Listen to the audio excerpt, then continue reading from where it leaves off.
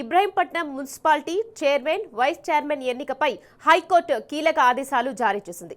నేటి నుంచి 3 వారాల్లోపు మున్సిపల్ చైర్మన్, వైస్ చైర్మన్ ఎన్నిక పూర్తి చేయాలని రాష్ట్ర ఎన్నికల కమిషన్ను ఆదేశించింది. ఇబ్రహీంపట్నంతో పాటు క్యాతన్పల్లి మున్సిపాలిటీకి కూడా చైర్మన్, వైస్ చైర్మన్ ఎన్నిక జరగలేదు. 2 చోట్ల అధికార కాంగ్రెస్ పార్టీ కుట్రలు చేసి ఎన్నిక వాయిదా పడేలా చేసింది. ఇబ్రహీంపట్నంలో బీఆర్ఎస్ పార్టీకి ఫుల్ మెజార్టీ ఉండగా క్యాతన్పల్లిలో సిపిఐతో కలిసి బీఆర్ఎస్ఏ మెజార్టీలో ఉంది.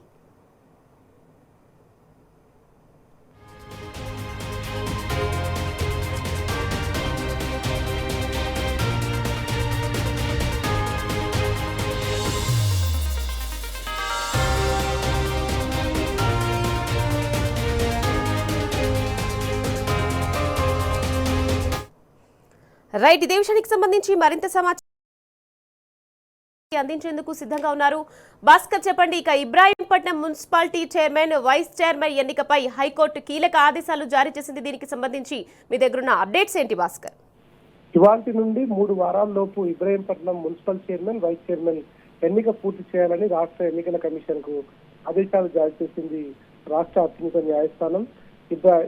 ఫిబ్రవరి 17వ తేదీన ఇబ్రాహీంపట్నం మున్సిపాలిటీ చైర్మన్ గా 15 మందితో కోరంతో ఎన్నికైనటువంటి సుదర్శన్ రెడ్డి ఆ ఎన్నికను ఆపివేస్తూ ఎన్నికల కమిషన్ అప్రజాస్వామ్యంగా వివరించినటువంటి తీరు పట్ల ఆయన హైకోర్టును ఆశ్రయించడం జరిగింది. ఎన్నికైన చైర్మన్ ను ప్రకటించాలని హైకోర్టులో పిటిషన్ దాఖలు చేస్తూ సుదర్శన్ రెడ్డి దానిపైన పిటిషన్ తో పాటు ఆ ఎన్నికల కమిషన్ కి వ్యవహరిస్తున్నటువంటి తీరు పట్ల కూడా ఆయన పూర్తి వివరాలను చెప్పడం జరిగింది. ఈ సందర్భంగా 12వ తేదీన జరిగినటువంటి ఎన్నికలకు సంబంధించి 14వ తేదీన ఎన్నికలు ప్రకటించారు. కానీ ఫిబ్రవరిలో 17వ తేదీలకు వాయిదా పడింది. ఆ 17వ తేదీన కూడా అందరు కౌన్సిలర్లు సంబంధిత అధికార సమావేశానికి హాజరైనప్పటికీ కావాలని ఒక సభ్యుడు రాలేదని ఆ సభ్యుడిపై అలిగేషన్ పెట్టి తమ పార్టీకి సంబంధించినటువంటి బీఆర్ఎస్ పార్టీకి సంబంధించినటువంటి వ్యక్తి అని చెప్పినప్పటికీ కూడా వాళ్ళు కేవలం అక్కడ ఉండేటువంటి స్థానిక ఎమ్మెల్యే సోదరులతో అధికారులు ఎన్నికలను తప్పుదో పట్టించే రకంగా వివరిస్తున్నారంటూ